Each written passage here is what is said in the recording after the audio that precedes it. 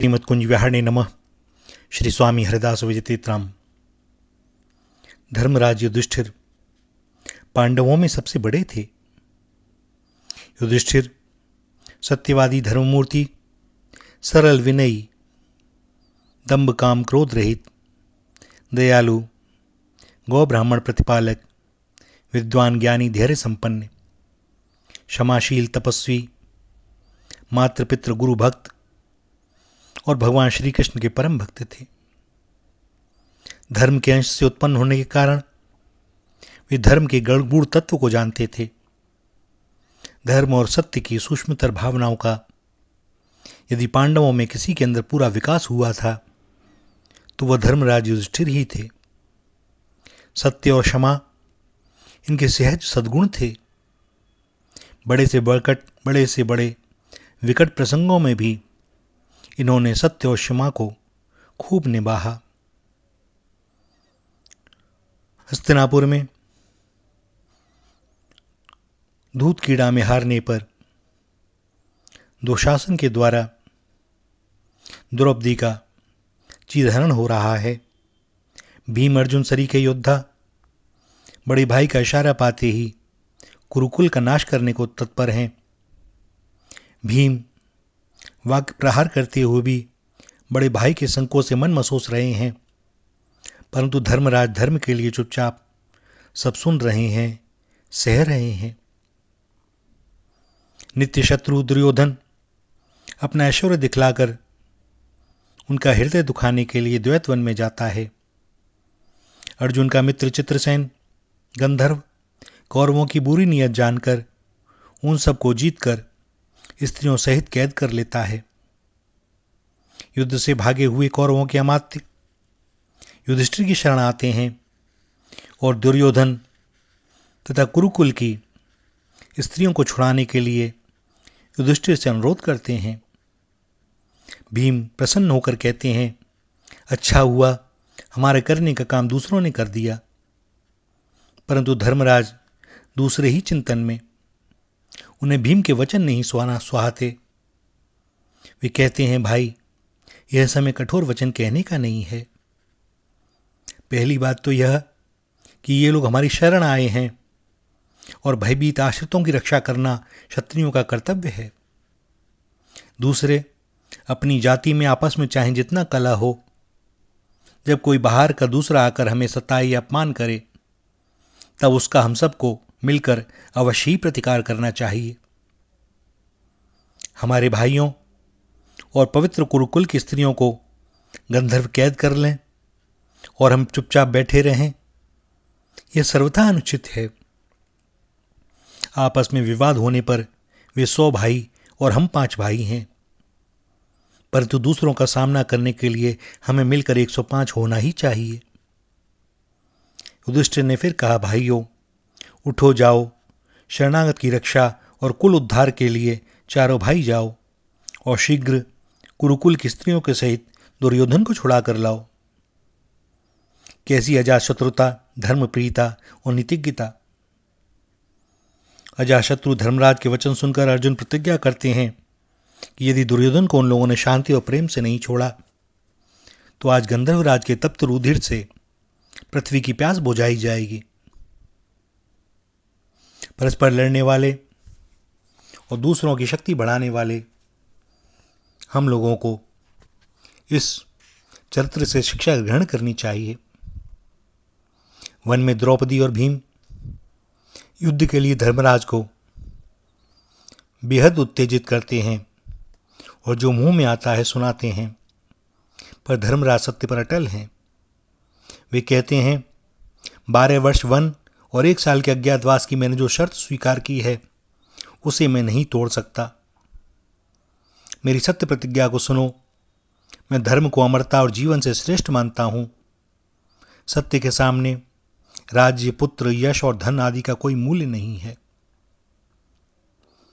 युद्ध के समय द्रोणाचार्य के वध के लिए युधिष्ठिर को भी असत्य बोलने का काम पड़ा, पर धर्मराज शेष तक पूरा सत्य न रख सके।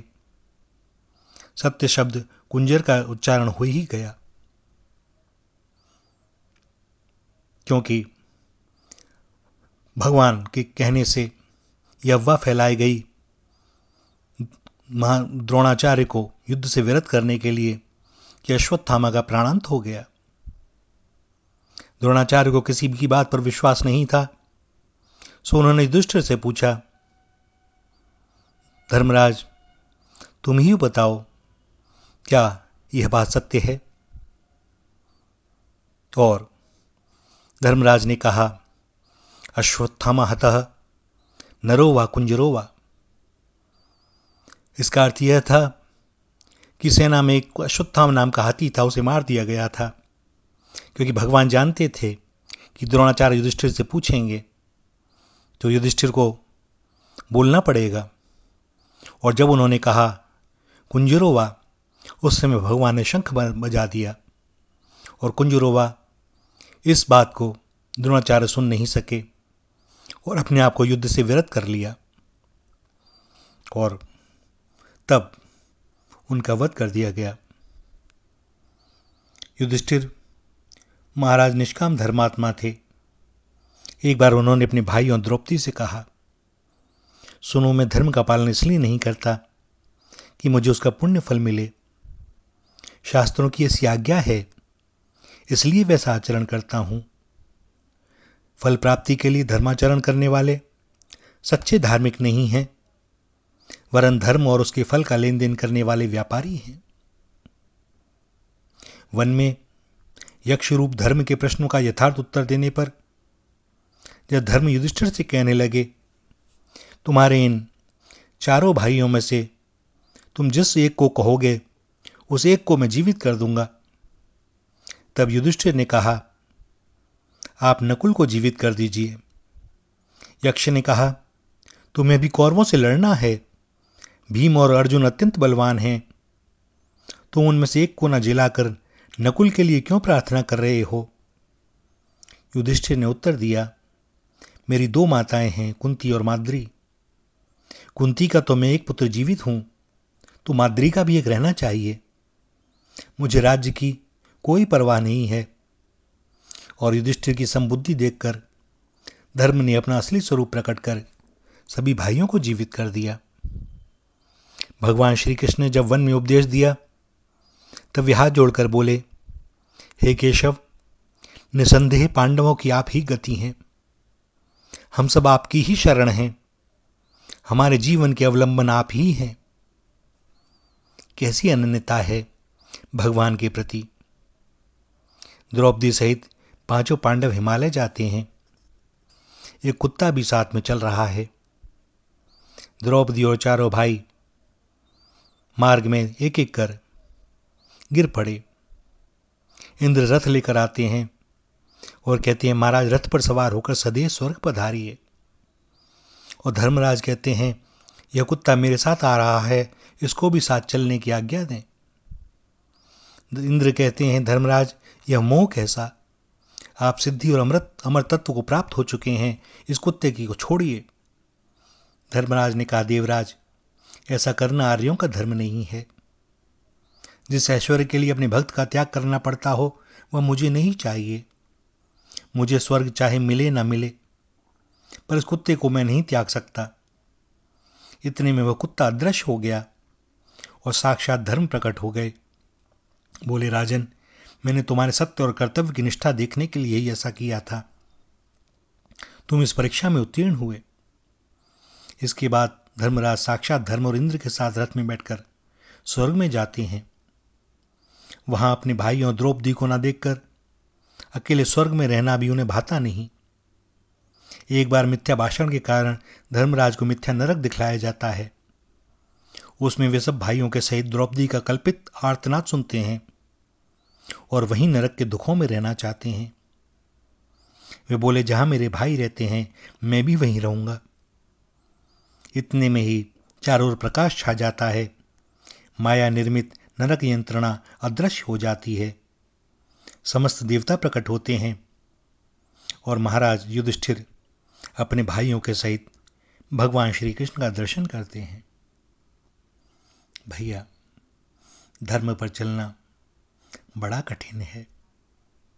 सब समय तलवार की धार पर चलना स्वार्थ, मान, मोह, मर्यादा से परे तपस्वी सा जीवन, समाज से भागकर गुफाओं में रहकर एकाकी बिताना बड़ा सरल, किंतु समाज में रहकर अपने लौकिक कर्तव्यों का पालन करते हुए निभाना बड़ा कठिन। असल तपस्या यही है।